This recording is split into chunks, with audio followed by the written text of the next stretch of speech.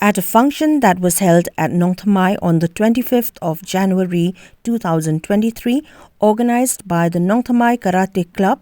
participants were felicitated for their achievement at the Kanninjuku National Shoto Cup that was held at Dakshina Vidyalaya Nargol in Gujarat from the 29th to 30th December 2022. It may be mentioned that the expenses incurred by each individual in the championship is Rs 13,000 only.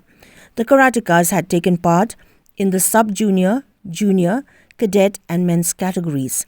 The medals awarded to the winners include 11 gold, 20 silver and 15 bronze, making it a total of 46 medals. The chief guest on the occasion was the litigation secretary of the Khasi Students' Union Central Executive Committee, Shempang Lingdok Mauplang, where he felicitated the medal winners and also encouraged and inspired the youth to strive for the best in all their endeavor.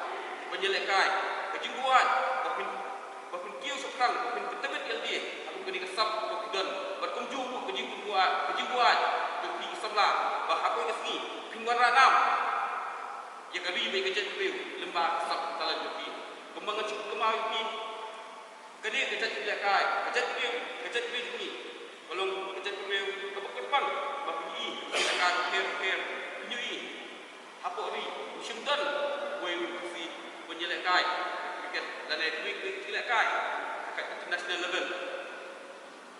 Nama boleh let's say ilong kita sebelah ibu tuna harus kita let's say kita sebelah ibu tuna belum akan jeng let's say kita tuna akan borbet mulai nanti kemana kita pukul berjuang macam tu ni belum cek dia start lalu pukul crossing ini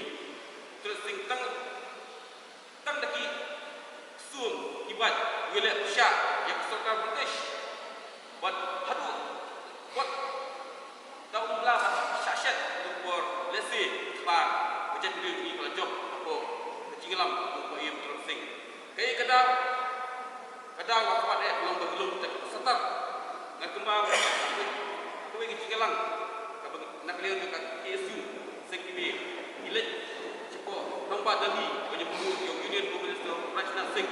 aku buat kita kirakan pada MP buang nak liang jongka jongku nak liang nak start tu buang makan warai ke international institution nama tahu betul jadi kita sebelah dan sub aku karate naik tu di boxing berdua empat jumlah kai nama buang kata klik sistem undang hikmat jongka jelah Meghalaya undang hikmat jongka cek WC buang layak nanti ayuri bagi hak football guna hak kriket guna sab hati wipat tidak kai ibu pun tidak kai ke ibu dan Olimpik guna dari wipat hukum kini tidak kai membeli sama tinggi buat kita berai ulap jadi sama ni jadi sama